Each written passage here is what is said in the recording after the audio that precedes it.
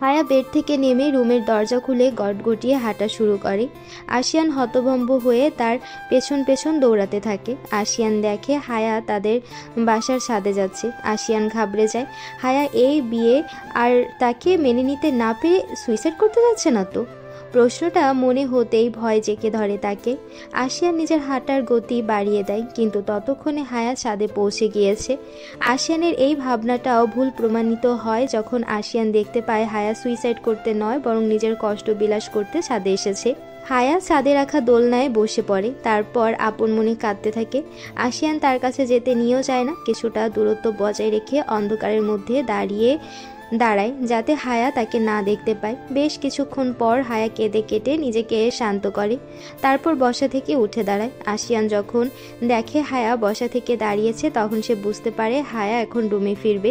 সে ছাদের দরজার পেছনে লুকিয়ে পড়ে। হায়া ছাদ থেকে রুমে এসে আশিয়ানকে দেখতে পায় না। সে আশিয়ানের কথা আর না ভেবে নিজের মতো শুয়ে পড়ে। অতিরিক্ত কান্নাকাটি করায় তার মাথা ব্যথা শুরু হয়ে গিয়েছে। এছাড়া এত রাত করে শাওয়ার নেওয়ায় ঠান্ডাও লেগে গিয়েছে। শোয়ার সাথে সাথে হায়া ঘুমিয়ে পড়ে। আশিয়ান রুমে ঢোকে 15-20 মিনিট পর। এসে সেও চুপচাপ অপর সাইডে শুয়ে পড়ে, হায়ার দিকে মুখ করে। মাথার নিচে এক হাত রেখে দেখতে থাকে ঘুমন্ত হায়াকে। হায়াকে দেখতে দেখতে একসময় সেও ঘুমিয়ে পড়ে। আশিয়ান তার ভাবনার জগৎ থেকে বের হয়ে ফোন লাগায় তার একমাত্র বেস্ট ফ্রেন্ডকে। ফোনটা রিসিভ হলে আশিয়ান হড়বড়িয়ে বলতে শুরু করে, দোস্ত, এই হায়া তো সে আগের হায়া নাই রে। এ তো পুরো অ্যাটম বম। এটা আমি সামলাবো কি করে সারা জীবন? জানিস, এটা হাত ধরে কাছে গিয়েছিলাম, তাতে রেগে আমার ভাই এমন পাড়া দিয়েছে, খুঁড়িয়ে হাঁটতে হচ্ছে আমায় এখন। ফোনের অপর পাশের ব্যক্তিটি আশিয়ানের এমন অসহায়ের মতো বলা কথাগুলো শুনে উচ্চস্বরে হেসে দেয়। বন্ধুর এমন ব্যঙ্গাত্মক হাসি শুনে আশিয়ানের মেজাজ আর মন দুটোই খারাপ হয়ে যায়। আশিয়ান দাঁত কিরমিরিয়ে বলে, আমি এখানে আমার কষ্টের কথা বলছি আর তুই হাসছিস? এই তুই আমার বেস্ট ফ্রেন্ড। ব্যক্তিটি আশিয়ানের সব কথা শুনে ঠিকই, কিন্তু নিজের হাসির জন্য কোনো উত্তর দিতে পারে না। আশিয়ান এবার রেগে বলে, আমি ফোন রাখছি, তোর সাথে আর কোনো কথাই নেই, আর তুই আমাকে ফোন দিবি না। কথাটা বলে আশিয়ান ফোন কাটতে যাবে, তখনই ব্যক্তিটি বলে, শোন আশিয়ান, কাটিস না ফোন। আচ্ছা, আমি আর হাসবো না। কথাটা বলতে বলতে আবারও হেসে দেয় ব্যক্তিটি। আশিয়ান তো এবার রেগে আগুন। সে চিৎকার করে বলে, আফিফ, থামবি তুই? আফিফ বুঝতে পারে তার বন্ধু ভীষণ ক্ষেপে গিয়েছে। এখন না থামলে হয়তো পরে তার কপালে কঠিন মার আছে। আফিফ বহু কষ্টে নিজের বাকি হাসিটুকু গিলে নেয়, তারপর স্বভাবসুলভ গম্ভীর হয়ে বলে, তো তুই কি মনে করেছিলি ও আগের মতো তোর আগে পিছে ঘুরবে প্রেম করার জন্য? আফিফের গম্ভীর গলায় করা প্রশ্নটা আশিয়ানকে অনুতাপের সাগরে পতিত করে। আশিয়ান বেলকনিতে রাখা কাউচে বসে পড়ে, তারপর বলে, আগের মতো না হোক, কিন্তু নতুন করে আমরা সবটা শুরু করতে পারি। এতই সহজ? 5 বছর আগে তোর করা কাজটা ভুলে গিয়ে গতকাল অনাকাঙ্ক্ষিতভাবে তোর সাথে হওয়া বিয়েটাকে মেনে নেওয়া এতই সহজ মনে করেছিস? আচ্ছা তুই বল, তুই যদি হায়ার জায়গায় থাকতি তাহলে পারতি এত সহজে ভুলে যেতে? আফিফের এই প্রশ্নের কোনো উত্তর দিতে পারে না আশিয়ান। আশিয়ান ভাবে, আফিফ ভুল তো কিছু বলেনি। হায়ার জায়গায় থাকলে সে কখনোই এত সহজে সব ভুলে যেতে পারতো না। এদিকে আশিয়ানের নিস্তব্ধতায় আফিফের উত্তর দিয়ে দেয়। আফিফ আবারও বলা শুরু করে, তুই বড্ড অধৈর্য হয়ে পড়িস আশিয়ান। অতীতে অধৈর্য হয়ে কোনো কিছু না ভেবেই একটা বাজে কাজ করে ফেলেছিলি, এবং এটার মাসুল তোর পুরা ফ্যামিলি সহ হায়াকেও দিতে হয়েছে, যেখানে তারা সম্পূর্ণ নির্দোষ ছিল। আর এবারও একই কাজ করছিস। শোন, হায়ার সাথে ফারাবির বিয়ে হওয়ার কথা ছিল, কিন্তু হয়েছে তোর সাথে। হায়া আর ফারাবির বিয়েটা অনেক আগে থেকে ঠিক করা ছিল। আমার যতটুকু মনে হচ্ছে হায়া মনে মনে ফারাবিকে ভালোবাসতে শুরু করেছিল। আফিফের এই কথাটা শুনে আশিয়ানের বুকে একটা চাপ পড়ে। সত্যি কি হায়া ফারাবিকে ভালোবাসতে শুরু করেছিল? তাই হবে। না হলে যে যতবার হায়া আর ফারাবিকে একসাথে দেখে ততবারই হায়া একদম শান্ত মিষ্টি ভাষী থাকতো।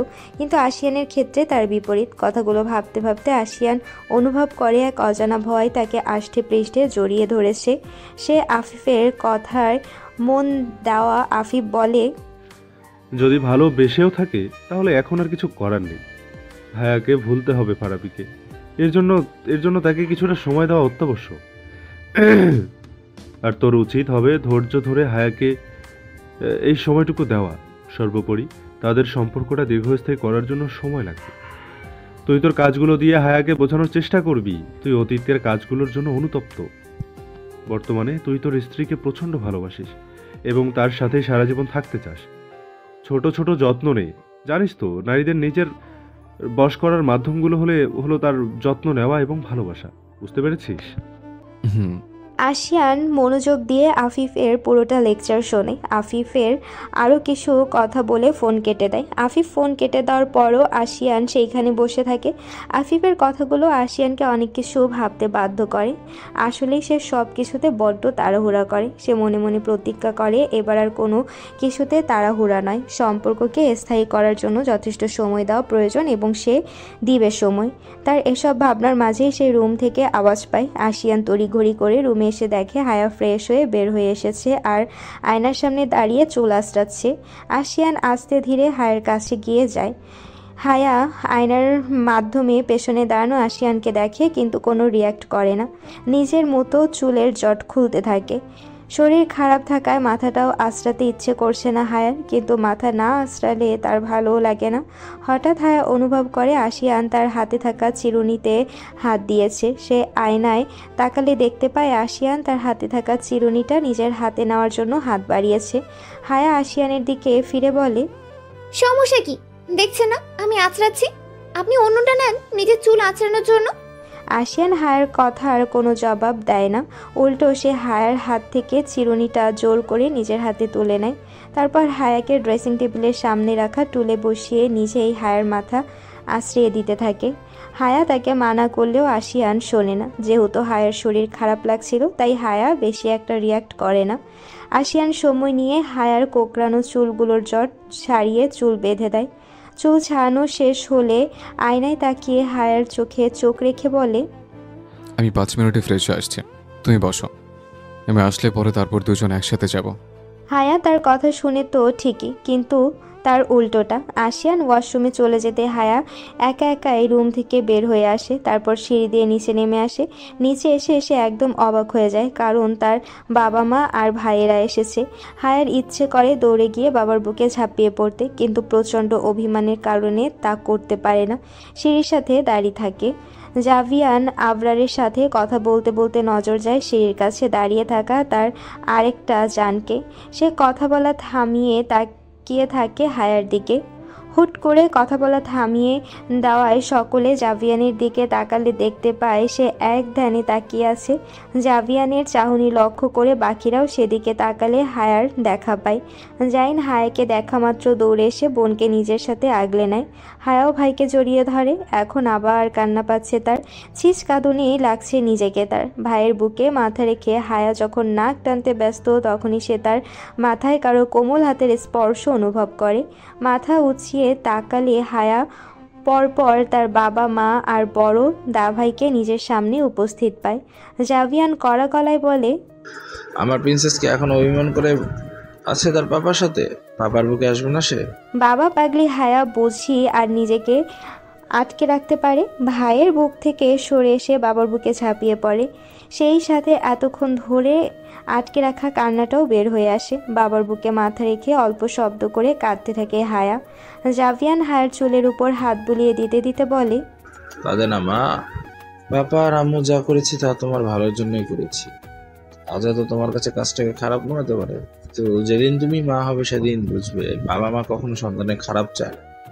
কথাগুলো বলতে বলতে তার চোখের কোণ বেয়েও অশ্রু গড়িয়ে পড়ে। উপস্থিত সকলে জানে জাহিয়ান আর হায়া একে অপরের জন্য কতটা পাগল, তাই তারা বাবা মেয়ের এমন কাদায় একটু আবেগী হয়ে পড়ে।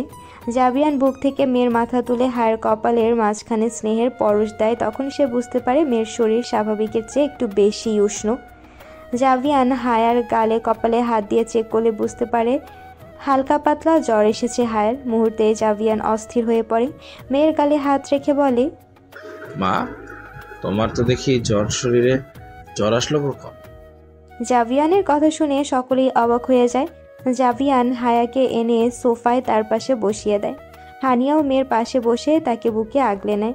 সকলে একের পর এক প্রশ্ন করে হায়ার মাথা খারাপ করে ফেলছে। স্পর্শ হায়ার মাথায় শরীরে হাত বুলিয়ে বলে, আমি তখন তোমাদের ডেকে আসলাম, তখনও তো আশিয়ান আমায় কিছু বললো না। হ্যাঁ রে, মা তোর কি বেশি খারাপ লাগছে? এই জাহান, জাহানকে উদ্দেশ্য করে বলে, আব্বা হায়াকে একটু চেক করে দেখ না, জ্বর কি বেশি আছে নাকি, হসপিটালাইজড করা লাগবে নাকি। জাহান ফুপুর নির্দেশ মতো বসা থেকে উঠে এসে বোনের সামনে মাটিতে হাঁটু গেড়ে বসে, তারপর চোখ ও পালস রেট চেক করতে থাকে। এদিকে স্পর্শের কথা শুনে আবরার রাগে গজগজ করতে করতে বলে, দায়িত্বহীন ছেলে একটা, নিশ্চয়ই ও জানেও না ভাইয়ার জ্বর এসেছে, যে তাই তোমায় কিছু বলেনি। আবরারের কথা শুনে হানিয়া বলে, ভাই, হায়াকে কিছুদিনের জন্য আমরা নিয়ে যাচ্ছি আজ। সকলের এত এত কথা শুনে হায়া বিরক্ত হয়ে জোরে বলে ওঠে, থামবে তোমরা? আমায় বলতে তো দাও। সকলে শান্ত হয়ে যায় হায়ার কথায়। হায়া মায়ের বুকের থেকে মাথা উঠিয়ে বলে, কাল এত ভারী শাড়ি আর ব্রাইডাল সাজে অসহ্য হচ্ছিল বলে রাত 2টোর দিকে শাওয়ার নিয়েছিলাম। আশিয়ান ভাই মানা করেছিল, কিন্তু আমি জোর করেই শাওয়ারটা নিই। ঘুমানোর আগ পর্যন্ত তেমন খারাপ লাগেনি, ঘুমানোর পরেই হয়তো জ্বরটা এসেছে। আর আম্মু হায়ার দিকে ফিরে বলে, তুমি তো জানো আমার জ্বর আসলে অবস্থা কতটা খারাপ হয়ে যায়। বিছানা থেকে ওঠা আমার জন্য কষ্টের হয়ে পড়ে। সেখানে আজ আমি তোমাদের মাঝে বসে আছি, তাহলে বুঝো কতটা ভালো ট্রিটমেন্ট পেয়েছি আমি। সবটাই কিন্তু আশিয়ান ভাই করেছে, তাই বাবাই। আবরারের দিকে তাকিয়ে বলে, না জেনে শুধু শুধু আশিয়ান ভাইকে দোষারোপ করো না। দীর্ঘ একটা বক্তব্য শেষ করে থামে হায়া। হাঁপিয়ে উঠেছে সে। এদিকে সকলে হা করে তার কথা শোনে। হায়ার কথা শেষ হলে হানিয়া অবাক চোখে জাভিয়ানের দিকে তাকায়। দেখতে পায় জাভিয়ানও তার দিকেই তাকিয়ে আছে। ঠোঁটের কোণে এক চিলতে স্বস্তিদায়ক হাসি ঝুলছে। জাভিয়ানের চোখ যেন হানিয়াকে বলছে, দেখো, বলেছিলাম না আশিয়ানি সঠিক পাত্র আমাদের রাজকন্যার জন্য। হানিয়ার মাতৃ হৃদয় চিন্তামুক্ত হয়। তারও ঠোঁটের কোণে হাসি ফোটে। তাদের থেকে অদূরে দাঁড়িয়ে থাকা এক ব্যক্তির ওষ্ঠ তৃপ্তির ছোঁয়া দেখা দেয়। বিড়বিড়িয়ে বলে, আমার আদরে পুতুল বউ, তোকে এমন পাগল করে ভালোবাসায় ভাসাবো যে তুই উন্মাদ হয়ে শুধু আমায় চাইবি। আমার স্পর্শ, আমার উপস্থিতি ছাড়া এক মুহূর্ত থাকতে পারবি না। দেশে হয়ে হারিয়ে যাবে আমার মাঝে। এই আশিয়ান মির্জার উন্মাদনে ভরপুর ভালোবাসা নিতে প্রস্তুত তো পুতুল বউ? দোতলার করিডোর থেকে নিচের ড্রয়িং রুমের পুরো ঘটনা প্রত্যক্ষ করে আশিয়ান। হায়ার কাজটা তাকে আর একবার চোখে আঙুল দিয়ে দেখিয়ে দেয় নিজের ভুলটাকে। হায়া আর আশিয়ানের বিয়ের আজ 1 সপ্তাহ পূর্ণ হয়েছে। সব কিছু আগের মতো নর্মাল হয়ে গেলেও নর্মাল হচ্ছে না আশিয়ান আর হায়ার সম্পর্কটা। আশিয়ান তার সর্বোচ্চ এফোর্ট দিচ্ছে সম্পর্কটা স্বাভাবিক করার জন্য, কিন্তু হায়া নিজেকে একটা বিন্দুতে আটকে নিয়েছে। আশিয়ান যেটা বলে সে করে তার উল্টোটা। আশিয়ান রেগে একটা ধমক দিলে হায়া 3টে ধমক দিয়ে বসিয়ে রাখে তাকে। এই যেমন আজ সকালের কথা, হায়া ভার্সিটির জন্য রেডি হচ্ছিল, তখন আশিয়ান তাকে আদরের গলায় বলে, বৌজান, টাইটা একটু বেঁধে দিবে? হায়া তো বেঁধে দিলই না টাই। উপরন্ত হায়ার জবাব শুনে আশিয়ানের কলিজা ছ্যাদ করে উঠল। হায়া আশিয়ানকে বলে, কেন, আপনার হাত কি শকুনে নিয়ে গিয়েছে? তাহলে শকুনের কাছ থেকে হাত ফিরিয়ে এনে তারপর নিজেই বেঁধে নেন। নিজের কাজ আমায় দিয়ে করিয়ে নেওয়ার স্বভাবগুলো এখনো গেল না আপনার? স্বামী কি বউয়ের কাছে আবদার করতে পারে না তার টাইটা বেঁধে দেওয়ার জন্য? এর জন্য হাত শকুনের কাছে বর্গা দেওয়া জরুরি? নিমিষে আশিয়ানের ফুরফুরে মেজাজটা নিভে যায়। সেখানে ঠাঁই নেয় মলিনতা। হায়া হিজাবে লাস্টের পিনটা লাগাতে লাগাতে আশিয়ানের মলিন মুখটা সন্তর্পণে দেখে নেয়। আশিয়ানের জন্য তার খারাপ লেগেও লাগে না। সে নিজের সাইড ব্যাগটা নিয়ে রুম থেকে বের হয়ে যেতে নিতে তখন আশিয়ান তাকে থামিয়ে দেয়। গম্ভীর গলায় আদেশস্বরূপ বলে, একা একা যাবে না, আজ টিএসসির অধিক আন্দোলন আছে, ঝামেলা হওয়ার চান্স শতভাগ। আমার সাথে যাবে। তোমার ক্লাস শেষ হয়ে গেলে আমার গাড়িতে করে ড্রাইভার তোমায় নিয়ে আসবে। নিচে গিয়ে আমার জন্য অপেক্ষা করো। হায়া বুঝি আশিয়ানের কথা শোনার পাবলিক। সে কোনো কথা না বলে চুপচাপ রুম থেকে বের হয়ে যায়। আশিয়ান ভাবে সে হয়তো তার কথা মেনে নিয়েছে। সে নিশ্চিন্তে নিজের টাই বেঁধে ওয়ালেট আর ফোনটা প্যান্টের পকেটে ভরে নেয়। তারপর ল্যাপটপের ব্যাগটা নিয়ে রুম থেকে বের হয়ে নিচে নেমে আসে। নিচে এসে হায়াকে না দেখতে পেয়ে আশিয়ানের কপালে ভাঁজ পড়ে। কোথায় গেল মেয়েটা আবার? ড্রয়িং রুমে তখন তাদের হেল্পিং হ্যান্ড জরিনা খালা ঝাড়পোছ করছিল। আশিয়ান জরিনা খালাকে জিজ্ঞেস করে, খালা, হায়া কি কিচেনে গিয়েছে? জরিনা খালা তার কাজ বন্ধ করে দিয়ে আশিয়ানকে বলে, হায়া মামুনি তো ভার্সিটির জন্য বাইর হইয়া গেছে আশিয়ান বাবা। কি? হ, আমারে কইয়া গেছে যাওয়ার আগে। আশিয়ানের রাগ তো সপ্তম আকাশে। মেয়েটা এই এক সপ্তাহে একটা কথা যদি শুনতো। আশিয়ানের আজ প্রচণ্ড রাগ হচ্ছে হায়ার উপর। সে রেগে মেগে রওনা হয় ভার্সিটির উদ্দেশ্যে। আজ ক্লাসে দেখে নেবে সে হায়াকে ভার্সিটিতে। হায়া রিক্সা থেকে নেমে ভার্সিটির গেটের সামনে দাঁড়িয়ে অপেক্ষা করছে তার বেস্ট ফ্রেন্ড মেহেরিমার জন্য। দুটোতে যেন দুই দেহ এক প্রাণ। ক্লাস শুরু হওয়ার 20 মিনিট আগে মেহেরিমা ভার্সিটিতে আসে। হায়া তাকে দেখে দাঁত কেলিয়ে বলে, ভাবি সাহেবা, আজ এত লেট হলো কেন? রাতে কি ভাইয়ার সাথে কথা বলতে বলতেই দেরি করে ঘুমিয়েছেন, যার কারণে আজ এত লেট হলো? হায়া। মেহেরিমা হায়ার কথা শুনে লজ্জায় পড়ে যায়। কথাটা অবশ্য হায়া মিথ্যা বলেনি। আসলে কাল রাতে তারা রাত 3টা পর্যন্ত কথা বলেছিল। লোকটার সাথে কথা বলতে গেলে মেহেরিমার সময়ের দিকে কোনো খেয়াল থাকে না। তেমন কোনো কথা বলে না তারা। টুকটাক নিজেদের হালচাল জিজ্ঞেস করে চুপচাপ হয়ে যায়। এরপর ঘন্টার পর ঘন্টা কানে ফোন লাগিয়ে চুপ করে থাকে। লোকটা নাকি তার নিঃশ্বাসের আওয়াজেও স্বস্তি পায়। হায়া আর মেহেরিমা কথা বলতে বলতে ক্লাসে চলে যায়। প্রথম দুটো ক্লাস শেষ করার পর লাঞ্চের জন্য ব্রেক দেওয়া হয়। হায়া আর মেহেরিমা ক্লাস থেকে বের হবে, তখনই একজন পিয়ন এসে হায়াকে বলে, আশিয়ান স্যার আপনাকে ওনার ক্যাবিনে যেতে বলেছেন। আশিয়ানের তাকে এমন তলব করে ডাকার কারণ বুঝতে বাকি থাকে না হায়ার। সে পিয়নকে বিদায় করে নিজে মেহেরিমার হাত ধরে হাঁটা দেয় ক্যান্টিনের দিকে। তাকে ক্যান্টিনের দিকে যেতে দেখে মেহেরিমা অবাক হয়ে জিজ্ঞেস করে, কি রে, আশিয়ান স্যার যে তোকে যেতে বললো তার কেবিনে, সেখানে না গিয়ে ক্যান্টিনের দিকে যাচ্ছিস কেন? তার ক্যাবিনে আমার কি কাজ? হাজারা পীড়িতের আলাপ পারতে ডেকেছেন, আমি শিওর। এর চেয়ে ভালো আমার পেটের মধ্যে রেস করতে থাকা ইঁদুরগুলোকে শান্ত করা। চল কিছু খেয়ে নি। মেহেরিমা হায়াকে আশিয়ানের কেবিনে যাওয়ার বিষয়ে আরও কিছু বলতে চেয়েছিল, কিন্তু হায়া তাকে থামিয়ে দেয়। হায়া মেহেরিমাকে টেবিলে বসিয়ে কাউন্টার থেকে খাবার কিনে আনতে যায়। তখনই তার দেখা হয় হায়ার সাথে। রাহাতের মেয়ে রাহানুমা চৌধুরী রাহা। হায়া আর সে 6 মাসের ছোট বড়। তাদের মধ্যে ফ্রেন্ডলি সম্পর্ক না হলেও রাহা কেমন যেন হায়ার সাথে আলগা ভাব করতে চায় দেখা হলেই। এমনিতে কখনো ফোন বা টেক্সট করে খোঁজ খবর নেয় না। হায়া রাহাকে দেখে তার কাছে এগিয়ে গিয়ে বলে, আরে রাহা যে, কেমন আছো? আলহামদুলিল্লাহ ভালো, তুমি? আলহামদুলিল্লাহ, অনেকদিন পর তোমায় ভার্সিটিতে দেখলাম। আসো না রেগুলার? আসলে একটু জ্বর হয়েছিল, তাই কয়েকদিন মিস গিয়েছে। কথা বলতে বলতে হায়া সৌজন্যতার খাতিরে রাহাকে তাদের সাথে লাঞ্চ করার অফার করলে রাহা একেবারেই রাজি হয়ে যায়। হায়া রাহাকে নিয়ে মেহেরিমার কাছে এসে পড়ে। মেহেরিমাকে দেখে রায়ের কপাল কুঁচকে যায়। তার মুখ চোখ দেখে যে কেউ বলে দিতে পারবে সে মেহেরিমাকে দেখে খুশি নয়। কিন্তু মেহেরিমা তার সাথে হেসে হেসে কথা বলে।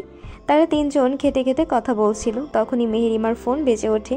মেহেরিমা তার ফোনটা ব্যাগ থেকে বের করে টেবিলের উপর রেখেছিল, যার কারণে ফোন বেজে উঠতেই তিনজন রমণীর দৃষ্টি চলে যায় সেখানে। জাহান ফোন করেছে মেহেরিমাকে।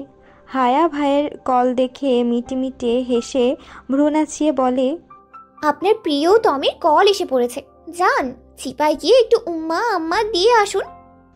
মেহেরিমা ব্যাপক লজ্জা পেয়ে যায় হায়ার এমন কথায়। মেয়েটা বড্ড লাজুক প্রকৃতির, আর তার এই স্বভাবটার সদ্ব্যবহার করে এই দুই ভাই বোন। মেহেরিমা হায়াকে চোখ গরম করে শাসিয়ে সেখান থেকে উঠে চলে যায় কথা বলতে। তাদের এই খুনসুটির সবটাই নীরবভাবে প্রত্যক্ষ করছিল রাহা। তার চোখ মুখ অস্বাভাবিক রকমের শান্ত ও স্বাভাবিক। মেহেরিমা উঠে যেতেই রায়া হায়াকে মেহেরিমার বিরুদ্ধে উস্কে দিতে থাকে। সে বলে, হায়া, তোমার কি মাথা খারাপ হয়ে গিয়েছে? রাহার কথা শুনে হায়ার কপালে কয়েকটা ভাঁজ পড়ে। সে ভ্রু কুঁচকিয়ে জিজ্ঞেস করে, কেন, মাথা খারাপের কি কাজ করলাম? তুমি এমন লো ক্লাস মেয়ের সাথে চলছো? ওর ক্লাস আর আমাদের ক্লাস কি এক হলো? কাপড় চোপড় দেখে তো মনে হচ্ছে কোথাকার কোন বস্তি থেকে উঠে এসেছে। তার উপর শুনেছি এতিম নাকি মেয়েটা। শোনো হায়া, এসব মেয়ে প্রচণ্ড শেয়ানা হয়। এরা নিজেদের মিষ্টি মিষ্টি কথা বলে নিজেদের ট্র্যাপে ফেলে, তারপর ঝোপ বুঝে কোপ মারে। তোমায় সতর্ক করে দিচ্ছি, মেয়েটার সাথে যত কম পারবে তত কম মিশবে। আরেকটা কথা, ওর ফোনে জাহান ভাইয়া ফোন দিচ্ছিল কেন?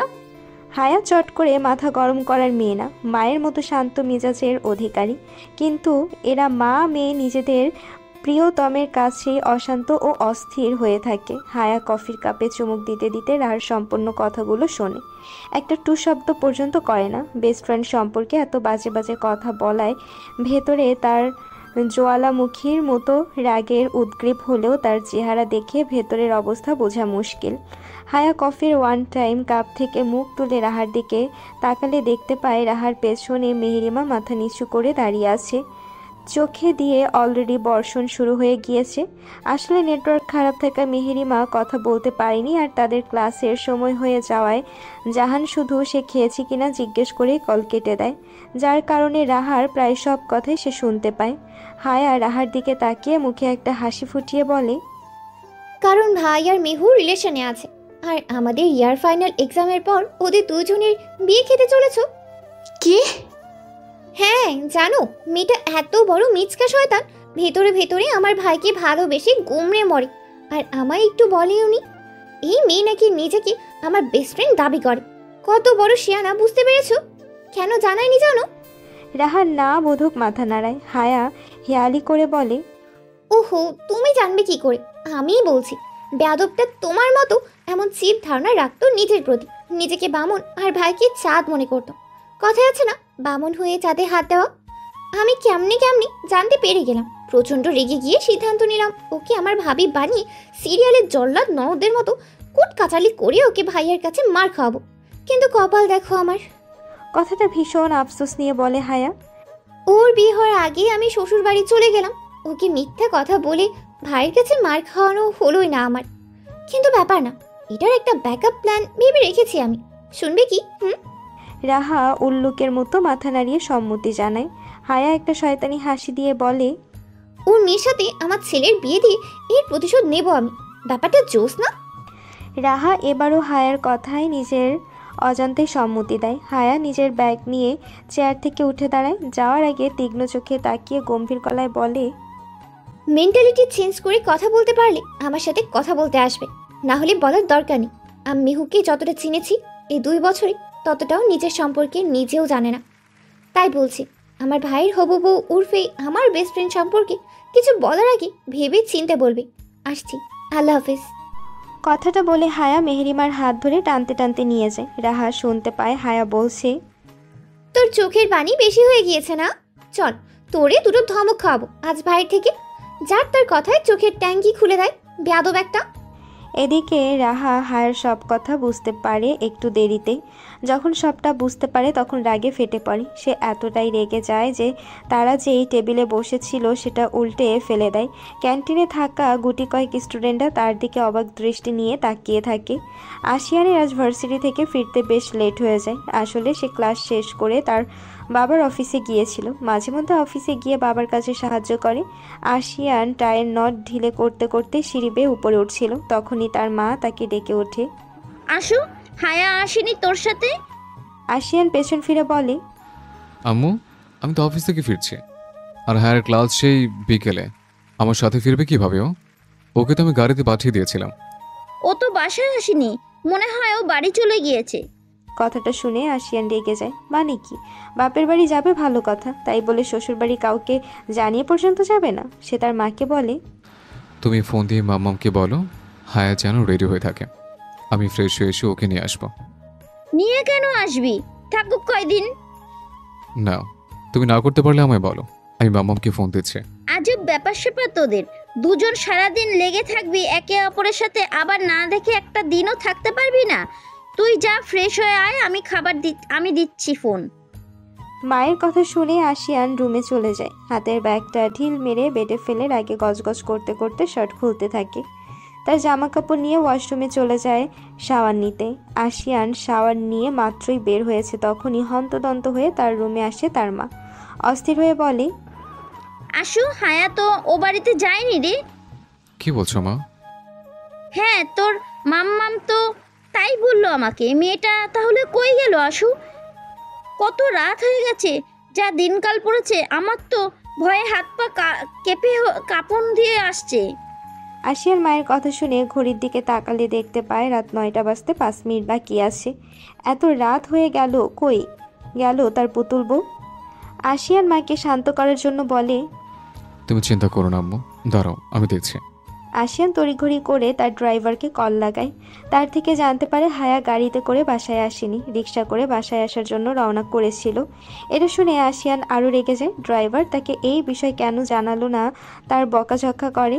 তারপর ড্রাইভারের কল কেটে হায়াকে কল লাগাবে, তখনই একটা আননোন নাম্বার থেকে তার ফোনে কল আসে। আশিয়ান কলটা রিসিভ করে যা শুনতে পায় তা শুনে হাত পা কাঁপতে শুরু করে তার। আশিয়ান কাঁপা কাঁপা গলায় বলে, আমি আসছি। কথাটা বলে আশিয়ান ফোনটা কেটে তড়িঘড়ি করে টি শার্ট গায়ে দিয়ে বাইরে যাওয়ার জন্য ছুট লাগায়। তখন স্পর্শ তার পেছনে ডেকে জিজ্ঞেস করে, কি হয়েছে আশিয়ান? কে ফোন করলো আর কি বললো? আশিয়ান তার প্রশ্নের কোনো জবাব না দিয়ে ওয়ালেট আর ফোন নিয়ে ছুট লাগায়। স্পর্শ তার পিছু ডাকলেও শোনে না। অন্যদিকে হানিয়া স্পর্শর থেকে মেয়ের বাড়ির না ফেরার কথা শুনে চিন্তায় পড়ে যায়। হানিয়া জাভিয়ানের কাছে এসে চিহ্নিত হয়ে বলে, এই শুনছেন? হ্যাঁ বাবা।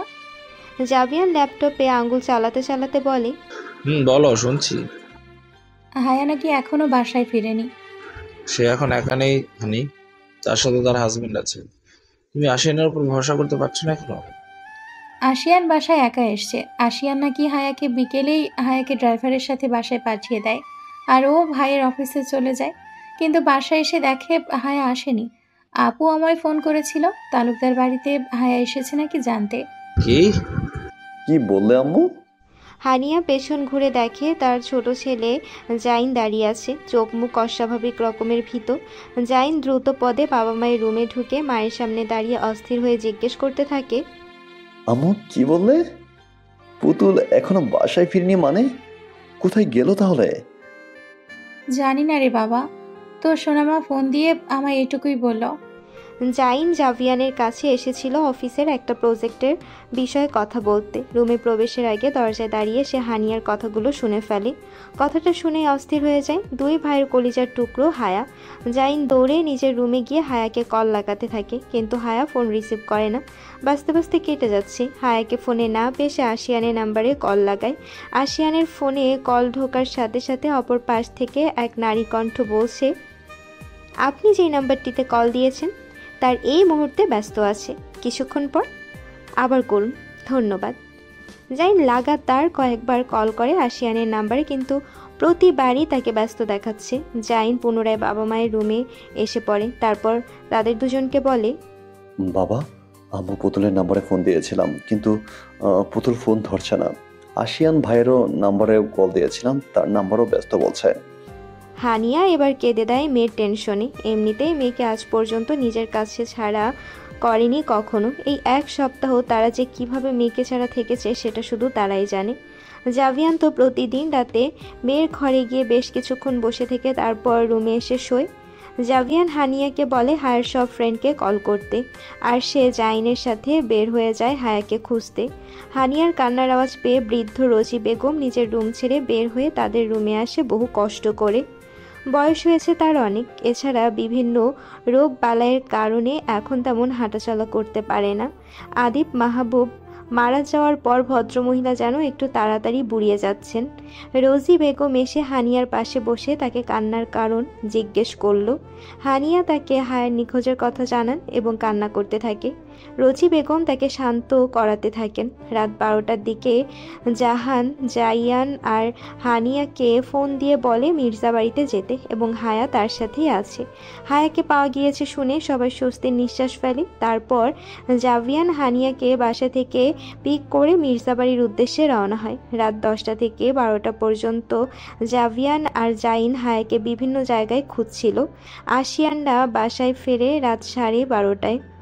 আবরার, স্পর্শ, জাভিয়ান, হানিয়া আর জাইন দেখতে পেল আশিয়ান কোলে করে হায়াকে নিয়ে আসছে। হায়ার ডান পায়ে আর মাথায় ব্যান্ডেজ করা। তারা বসা থেকে উঠে দাঁড়িয়ে হায়ার কাছে এসে অস্থির হয়ে জিজ্ঞেস করে, হায়া কি হয়েছে মা? এমন ব্যথা পেলে কি করে? আশিয়ান ক্লান্ত গলায় বলে, একটু বসতে জায়গা দাও, তারপর বলছি। সকলে আশিয়ানের কথা শুনে সরে গিয়ে তাদের বসার জায়গা দেয়। আশিয়ান আস্তে করে হায়াকে একটা সোফায় শুয়ে দিয়ে তার ব্যান্ডেজ করা পায়ের নিচে একটা কুশন দেয় এবং নিজে অন্য একটা সোফায় গিয়ে ধপ করে বসে পড়ে। হানিয়া তাড়াতাড়ি করে হায়ার কাছে এসে তার মাথাটা নিজের কোলে তুলে নেয়। আলতো হাতে মেয়ের মাথায় হাত বুলিয়ে দিতে থাকে। জাভিয়ান মেয়ের এমন বেহাল অবস্থা দেখে কিছুটা রেগে যায়। হায়ার সব দায়িত্ব এখন আশিয়ানের। তাহলে আজ হায়া এতটা আঘাত পেল কি করে? কই, তার কাছে যতদিন ছিল কখনো তো এমন চোট পায়নি তার মেয়ে। সে গম্ভীর গলায় আশিয়ানকে জিজ্ঞেস করে, আশিয়ান এখন কি বলবে? হায়া এতটা চোট পেল কি করে? যেখানে তার সব দায়িত্ব আমি তোমায় দিয়ে স্বস্তির নিঃশ্বাস পেতাম, আজ তুমি সেই দায়িত্বের অবহেলা করে আমার স্বস্তির নিঃশ্বাসে জায়গায় চিন্তা অস্থিরতা ঢেলে দিলে। তুমি তো এতটা দায়িত্বহীন ছেলে না আমার জানা মতে। আশিয়ান শ্বশুরের এমন গম্ভীর গলা শুনে বুঝতে পারে বেশ রেগে গেছে তার ফুপারূপী শ্বশুর। সে একটা দীর্ঘশ্বাস ফেলে বলতে শুরু করে, আজ ভার্সিটিতে ও আর ওর ফ্রেন্ড ক্লাসে মনোযোগ না দিয়ে গল্প করছিল, পড়া ধরলে পারেনি, এর জন্য বকা দিয়েছিলাম। তোমার আদরের দুলালি মেয়ের তো আবার বেশি অভিমান। ভার্সিটির ছুটি হওয়ার পর আমি আমার ড্রাইভার দিয়ে ওকে বাসায় পাঠিয়ে দিই। সে কিছুটা পথ অতিক্রম করে গাড়ি থেকে নেমে ওর ফ্রেন্ডকে নিয়ে রিক্সায় ওঠে। টেসিতে আজ আন্দোলন ছিল, সেখানে ঝামেলা ওদের রিক্সা আটকে পড়ে। কয়েকজন মারামারি করতে করতে ওদের রিক্সা এসে ধাক্কা দিলে রিক্সা উল্টে পড়ে গিয়ে ও চোটগুলো পায়। ওর ফ্রেন্ড ওর থেকে বেশি ব্যথা পেয়েছে। সকালে ভার্সিটিতে যাওয়ার আগেই আমার সাথে যেতে বলেছিলাম ওকে, কিন্তু তখন আমার কথা না শুনে একা একা চলে গিয়েছিল। এখন বলো, এসব আমার দায়িত্বহীনতার জন্য হয়েছে নাকি ওর অযাচিত অভিমানের কারণে? সকলে একধানে আশিয়ানের কথা শুনে তার সব কথা শুনে একটা বেকুবও বলে দিতে পারবে আজকের এত সব পেরেশানির কারণ হায়া নিজেই। এর জন্য আশিয়ানকে দোষ দিলে তার প্রতি অন্যায় করা হবে। জাভিয়ানের এবার আশিয়ানের রাগটা সরে গিয়ে সেটা বর্তায় হায়ার উপর। হায়া মায়ের কোলে মাথা দিয়ে চোরা চোখে সকলের মুখভঙ্গি দেখছে। সকলে যে তার উপর অসন্তুষ্ট সেটা হায়া বেশ বুঝতে পারছে। জাভিয়ান মেয়ের দিকে শান্ত চাহনি নিয়ে তাকায়। হায়া বাবার এমন চাহনি দেখে ভয়ে কয়েকটা শুকনো ঢোক গেলে মিনমিনিয়ে বলে, আর কখনো এমনটা হবে না বাবা। যদি হয়ও সেদিন তাহলে আমার হাতে নিয়ন্ত্রণে থাকবে না। বেশি বড় হয়ে যাওনি এই যে তোমাদের শাসন করতে পারবো না। আমি যাতে এমন অবাধ্যতার কথা আর কখনো না শুনি, মনে থাকবে? শেষের কথাটা অনেকটা ধমকের সুরে বলে জাভিয়ান। হায়া ভয়ে ভয়ে বলে, হ্যাঁ থাকবে। এদিকে হায়াকে এমন বকাঝকা খেতে দেখে আশিয়ান মনে মনে হেসে খুন। হায়া অবশেষে কারো কাছে জব্দ হয়েছে দেখে তারই খুশি। হায়া আর চোখে আশিয়ানের দিকে তাকালে তার হাসি হাসি মুখটা দেখতে পেয়ে তেলে বেগুনে চলে যায়। আশিয়ান তার তাকানো দেখে একটা চোখ টিপ দিয়ে আবারও মিটিমিটি হাসতে থাকে। হায়া আশিয়ানের চোখে যুদ্ধের মাঝে জাভিয়ানের একটা কথায় আশিয়ানের মাথায় বাজ পড়ে। আশিয়ান জাভিয়ানের কথায় ধ্যান দিলে শুনতে পায় জাভিয়ান আবরারকে বলছে, ভাই মেয়েটাকে কয়েকদিনের জন্য আমাদের সাথে নিয়ে যাই। কেমন অবস্থা রেখে আমরা দুজন চিন্তা পাগল হয়ে যাব, জানেনই তো সব। আবরার জানে জাভিয়ান হানিয়ার চেয়ে বেশি পাগল মেয়ের জন্য, তাই সে আর অমত করে না, সম্মতি দিয়ে দেয় হায়াকে নিয়ে যাওয়ার। এদিকে বাবা আর শ্বশুরের আলোচনা শুনে আশিয়ানের অস্থির হয়ে যায়। নিয়ে যাবে মানে? তার বউকে নিয়ে যাবে কেন? আশিয়ান তাহলে বউ ছাড়া কাঙ্গাল হয়ে যাবে না? মেয়েটা এই কয়দিনেই তার আসক্তি হয়ে উঠেছে। আশিয়ান তড়াক করে বসা থেকে উঠে বলে, হায়া কোথাও যাবে না। আবরার তাকে ধমকে বলে, কেন যাবে না? আমি যাওয়ার পারমিশন দিয়ে দিয়েছি, তুমি আর ঝামেলা করো না। কেন যাবে মানে? ও এখন বিবাহিত, আমার পারমিশন না নিয়ে আমার স্ত্রী কোথাও যাবে না। আশিয়ানের অস্থিরতাই বলে দিচ্ছে সে হায়ের প্রতি কতটা আসক্ত হয়ে পেরেছে। জাভিয়ান আশিয়ানের কাছে এসে বলে, একটা দিনেই তো ব্যাপার, লাগলে তুমিও চলো আমাদের সাথে। বিয়ের পর দিনই নায়রের জন্য 3 দিন থেকে এসেছে তারা ওই বাড়িতে। এক সময়ে নানা বাড়ি হলেও এখন তো শ্বশুর বাড়ি। আর কয়েকদিন পরপর শ্বশুর বাড়িতে গিয়ে ঘাটিগাড়া আশিয়ানের ব্যক্তিত্বের বিরোধী। আশিয়ান জাভিয়ানের প্রস্তাব নাকচ করে দিয়ে বলে, আপাতত এই কথাটা রাখতে পারছি না বাবাই, এর যা কাজ করা যায়। তুমি আর মাম্মা এখানে থেকে যাও কতদিন। এটা কি করা হয় আসো? কেন হয় না বাবাই, প্লিজ তোমরা থেকে যাও, হায়ার ভালো লাগবে। হানিয়া বলে ওঠে, এটা হয় না বাবা, ও বাড়িতে তোমার নানা ভাই আর ছোট নানু একা হয়ে যাবে যে। জাহান জাইন সারাদিন হসপিটাল আর অফিসেই ব্যস্ত থাকে। তাহলে মাম্মাম তাড়াতাড়ি বাড়িতে নিয়ে আসে। অনেকদিন তো হলো নানা ভাই আর ছোট নানু আসে না। সকলে আশিয়ানের এমন বাচ্চা মুখ দেখে অবাকই হয়। বিয়ের 1 সপ্তাহের মধ্যে আশিয়ান হায়ার জন্য এতটা পাগল হয়ে যাবে তারা ভাবতেও পারেনি। হায়াও কেন জানি আশিয়ানের কথায় তাল মেলায়। অনেক তর্কাতর্কি আর কথাবার্তা শেষে সিদ্ধান্ত নেওয়া হয় মির্জা বাড়ির সকলে আগামী কয়েকদিন এই বাড়িতে থাকছে। হায়া আবরার স্পর্শ ভীষণ খুশি হয় এমন সিদ্ধান্তে। আজ রাতের জন্য জাইন চলে যায় নিজেদের বাসায়। কাল সকালে সে তার দাদা ভাই আর ছোট দাদিকে নিয়ে এই বাসায় এসে পড়বে। হায়াকে রুমে যাওয়ার জন্য শোয়া থেকে উঠে বসলে আশিয়ান হুট করে তাকে কোলে নিয়ে হাঁটা শুরু করে। হায়া তার এমন কাজে থতমত খেয়ে যায়। ড্রয়িং রুমে তখনও তার মা আর শাশুড়ি বসে আছে। তার বাবা আর শ্বশুর মশাই জাইনকে বাহির পর্যন্ত এগিয়ে দিতে গিয়েছে। মা শাশুড়ির সামনে এমন করে কোলে তোলায় হায়া ভীষণ লজ্জা পায়। সে তার হালকা ধারালো নখ দিয়ে আশিয়ানের কাঁধ খামচে ধরে রাগে দাঁত কিরমিরিয়ে বলে, নির্লজ্জ অসভ্য বেহায়া লোক, মা শাশুড়ির সামনে এইভাবে কেউ কোলে তোলে? এই আপনি এত লজ্জাহীন হলেন কি করে? বিদেশে গিয়ে কি সব লজ্জা কেজি ধরে বিক্রি করে দিয়েছেন? এদিকে হায়ার নখের আঘাতে আশিয়ানের কাঁধ জ্বলে ওঠে। সে দাঁতে দাঁত চেপে সহ্য করে মুখ বন্ধ করে হেঁটে চলেছে। রুমে এসে আশিয়ান হায়াকে বেডে না রেখে সোজা চলে যায় বেলকনিতে। আশিয়ানের রুমের বেলকনিতে কোনো গ্রিল নেই, অর্ধেক রেলিং আর বাকি অর্ধেক খোলা। আশিয়ান হায়াকে কোলে করে রেলিংয়ের বাহিরে নিয়ে যায়। তারপর হায়ার দিকে তীক্ষ্ণ চোখে তাকিয়ে বাঁকা হেসে বলে, আমি যে এত জ্বালাও, একটা কথা শোনো না। এই শাস্তি হিসেবে এখন এখান থেকে ফেলে কোমর ভেঙে দিই, তারপর সারা জীবন আমার কোলে চলে সব জায়গায় ঘুরতে হবে। ব্যাপারটা জোস না? হায়া আশিয়ানের এমন কাণ্ড দেখে ভয়ে তার কাঁধ শক্ত করে চেপে ধরে। সেখানে মুখ লুকিয়ে নিয়ে কাঁপতে থাকে। হায়ার অ্যাক্রোফোবিয়া অর্থাৎ উচ্চতায় ভীতি আছে। আশিয়ান এটা জানে না। সে এমনিতেই মজা করার জন্য কাজটা করেছে, যেমন সে আর হায়া প্রতিবার করে। সে হায়াকে জ্বালানোর জন্য একটা খোঁচা দেয়। ব্যাস, হায়া তেলে বেগুনে জ্বলে ওঠে। তাকে 3টা খোঁচা, 2টা ঘুষি আর একটা জোরদার চিমটি কাটবে। এতে আশিয়ান ব্যথা পেলেও বিষয়টাকে ভীষণ এনজয় করে। আশিয়ান নিজের হাতের বাঁধন একটু হালকা করে ফেলে দেওয়ার ভয় দেখিয়ে বলে, দে, ফেলে দে। হায়া আগের থেকেও শক্ত করে আশিয়ানের কাঁধ চেপে ধরে কাঁপা কাঁপা গলায় বলে, এমনটা করবেন না প্লিজ। আমি আমি আপনার সব কথা শুনবো। আমায় এখান থেকে নিয়ে যান, আমার ভয় করছে। আশিয়ান অনুভব করে তার কাঁধ ভিজে উঠছে আর হায়া নিজেও কিছুটা কেঁপে কেঁপে উঠছে। মেয়েটা কি বেশি ভয় পেয়ে গেল যার কারণে কাঁদছে? আশিয়ান তার হাতের বাঁধন শক্ত করে হায়াকে নিজের বুকের সাথে শক্ত করে চেপে ধরে রুমে নিয়ে আসে। রুমে এসে বেডে শুয়ে দিতে চাইলেও হায়া তার কাঁধ ছাড়ে না, শক্ত করে ধরে রাখে। আশিয়ান বেডে বসে হায়াকে নিজের কোলে বসিয়ে নিজের সাথে জড়িয়ে ধরে। তারপর তার মাথায় হাত বুলিয়ে দিতে দিতে বলে, হায়া বউ, কি হয়েছে? এত ভয় পাচ্ছ কেন? আমি কি তোমায় সত্যি সত্যি ফেলতাম নাকি? আমি তো মজা করছিলাম। হায়া তখনও কাঁপতে কাঁপতে ফুপাচ্ছে। আশিয়ান কিছুক্ষণ সময় নিয়ে হায়ার ভয় দূর করে। তারপর তাকে বেডের হার্ডবোর্ডের সাথে আধশোয়া করে শুয়ে দিয়ে তার মাথায় আধ খোলা হিজাব খুলে দিতে থাকে। হায়া এক ধ্যানে আশিয়ানের দিকে তাকিয়ে আছে। লোকটা তার সাথে একদম বাচ্চাদের মতো ঝগড়া করে, আবার হায়ার একটু কিছু হলে চিৎকার চেঁচামেচি করে সব মাথায় তুলে ফেলে। হায়ার মনে পড়ে যায় কয়েক ঘন্টা আগে হসপিটালে আশিয়ানের করা পাগলামিগুলোর কথা। আশিয়ান হসপিটালে গিয়ে হায়াকে আহত অবস্থায় দেখতে পেয়ে কেমন পাগলের মতো করছিল। ডাক্তার নার্স সকলকে ধমকের উপর রাখছিল যাতে তার হায়াকে তাড়াতাড়ি সুস্থ করে দেয়।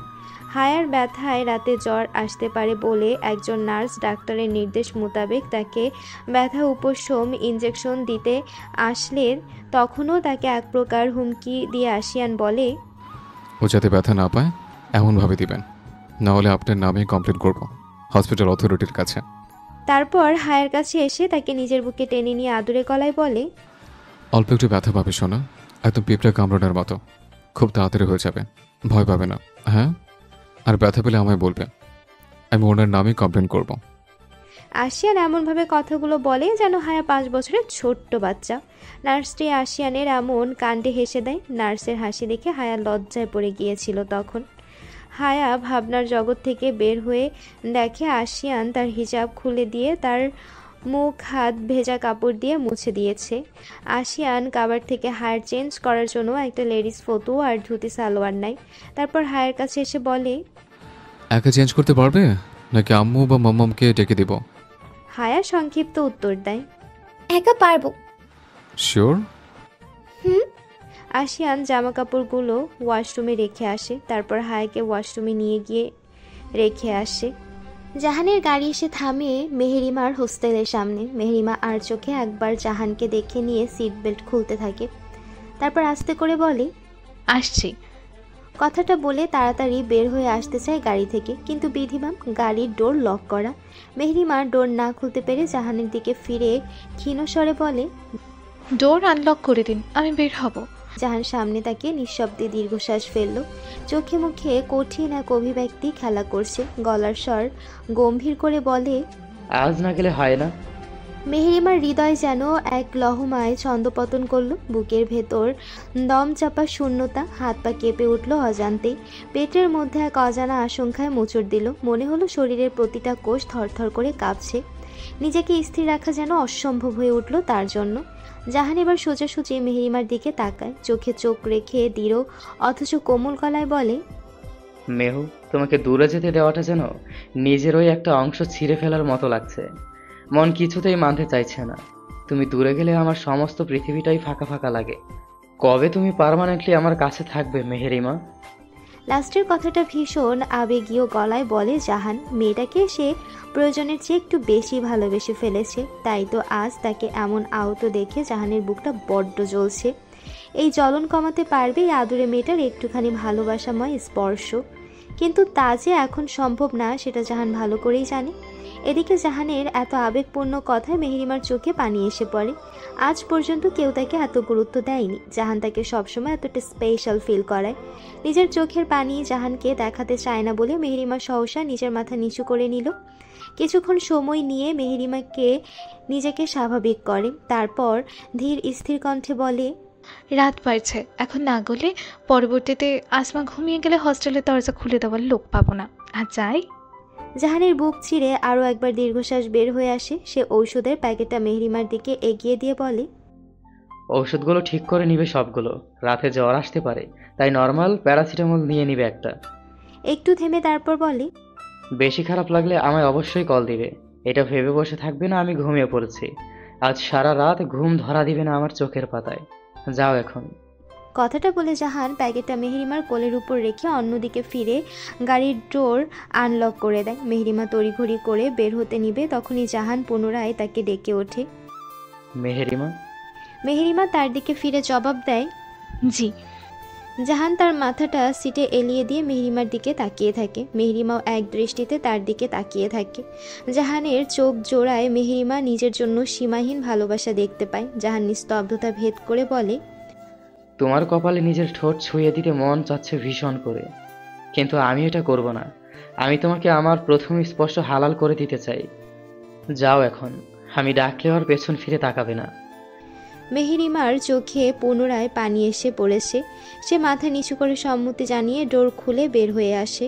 কয়েক কদম হাঁটার পর মেহরিমা শুনতে পায় জাহান বলছে, তোমার অনুপস্থিতি আমার জন্য সবচেয়ে নির্মম শান্তি, যেখানে প্রতিটি মুহূর্ত তোমাকে ছুঁতে না পারার যন্ত্রণায় কাটছে। তাড়াতাড়ি আমার হয়ে যাও। এই দূরত্বের কারাগার থেকে আমায় মুক্ত করো, কারণ তোমাকে আমি প্রয়োজনের চেয়েও বেশি ভালোবেসে ফেলেছি। মেহরিমার এক মুহূর্ত দেরি না করে তার হোস্টেলের বিল্ডিংটার দিকে ছুট লাগায়। সে আর শুনতে পারছে না জাহানের এসব কথা। আর কিছুক্ষণ থাকলে হয়তো সে নিজেই জাহানের বুকে ঝাঁপিয়ে পড়ে কাঁদতে থাকবে। জাহান গাড়িতে বসে মেহরিমার যাওয়া দেখতে থাকে।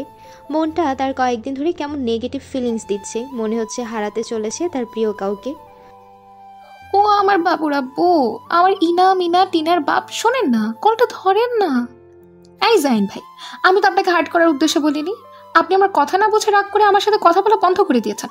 আমার কষ্ট হয় না বুঝে আপনার সাথে কথা বলতে না পেরে?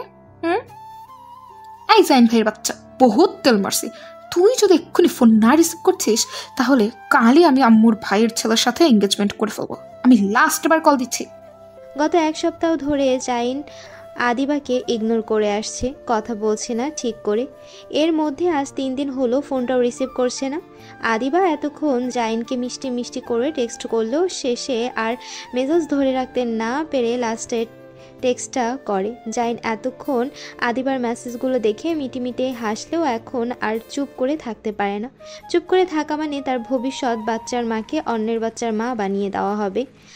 আদিবা নিজে ফোন করবে কি জাইন তার লাস্ট মেসেজটা দেখে নিজেই তড়িঘড়ি করে কল করে। আদিবা কলটা রিসিভ করতে জাইন 10 কেজি ওজনের একটা ধমক দিয়ে বলে, এই আদিবাসী, তোর সাহস কত বড়, তুই আমার বাচ্চার মা হিসেবে কমিটেড হয়ে আরেক বেটার বাচ্চার মা হওয়ার হুমকি দেস? অসভ্য ফাজিল মেয়ে, আমি কালকে কাজে নিয়ে আসছি তোর তুলে আমি কালকে কাজে নিয়ে আসছি তোরে তুলে আনতে। আ জাইন।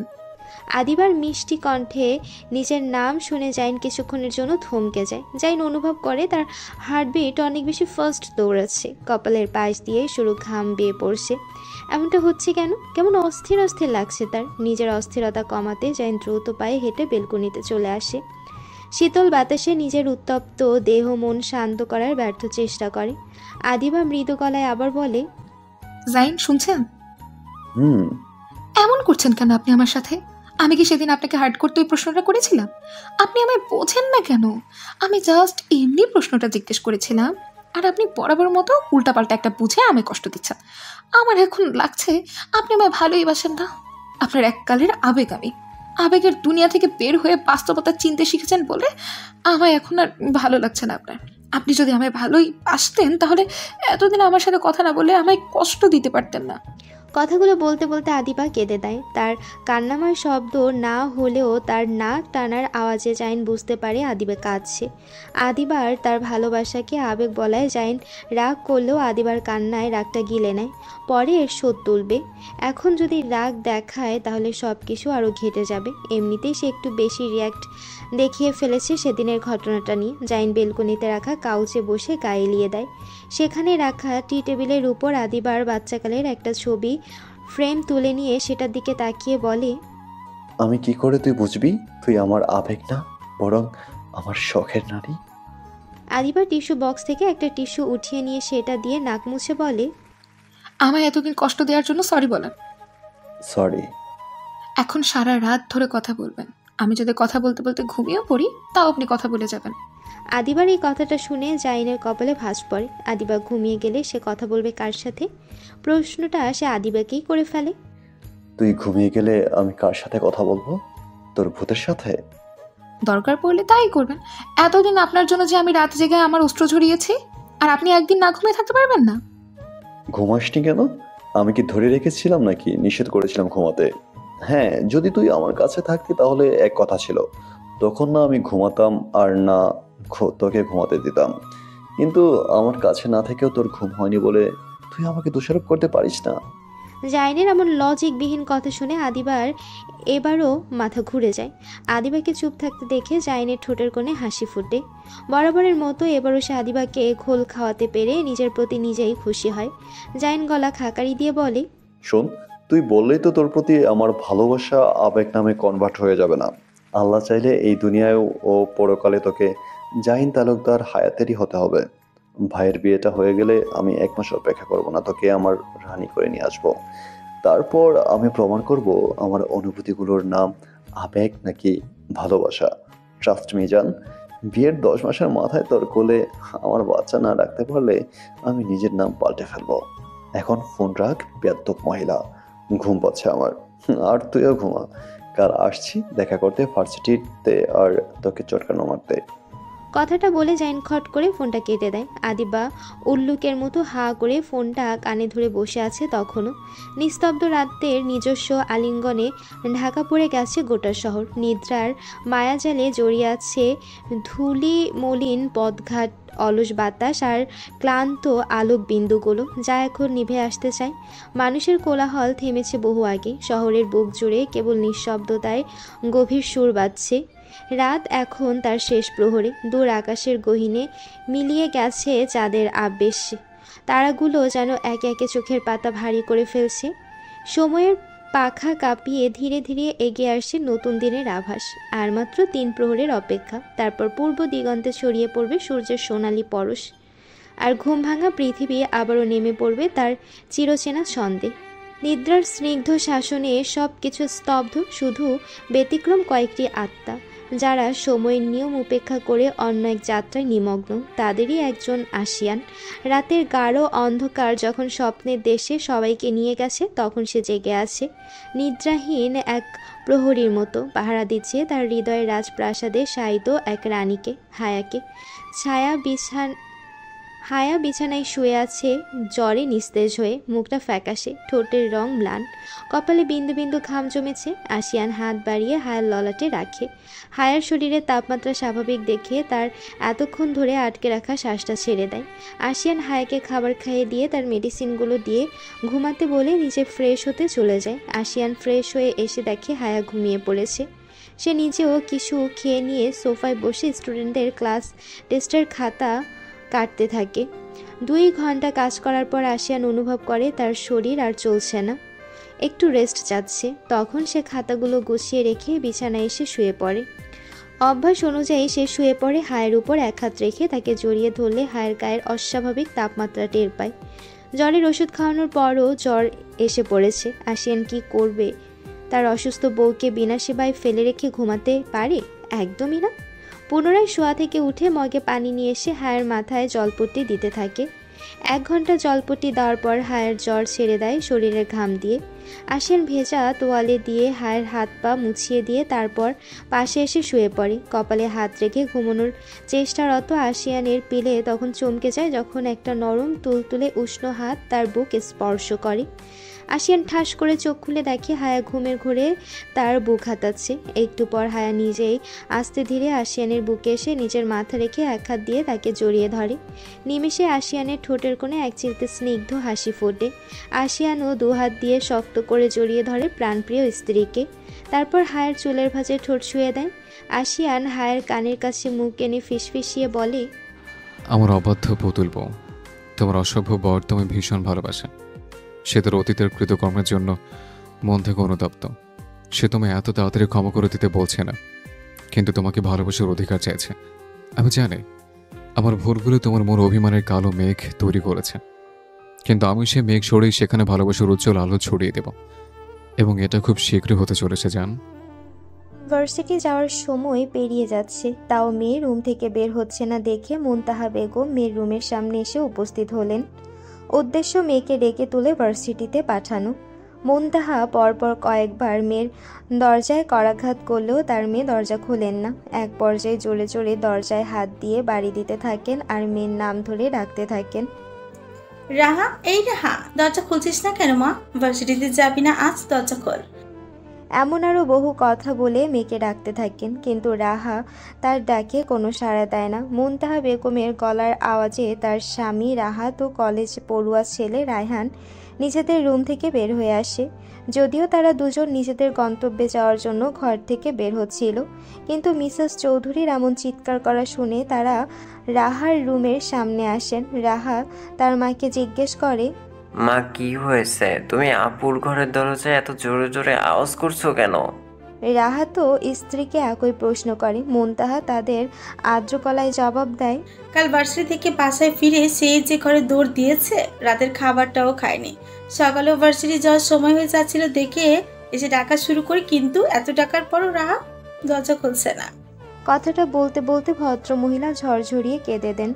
রাহাত প্রাণপ্রিয় সন্তানের এমন কথা শুনে অস্থির হয়ে যায়। মুনতাহাকে ধমক দিয়ে বলে, রাহা যে কাল থেকে এমন অদ্ভুত আচরণ করছে সেই কথা আমায় কাল রাতে জানাতে পারলে না? মেয়েটা কাল রাতেও খায়নি। এত কাণ্ডজ্ঞানহীন কি করে হতে পারে একজন মা, আমি বুঝতে পারি না। সরো দরজার সামনে থেকে। রাহাত ভীষণ রূঢ়ভাবে কথাগুলো বলে মুনতাহাকে। মুনতাহা বেগম শাড়ির আঁচলে মুখ গুজে পেছনে সরে যায়।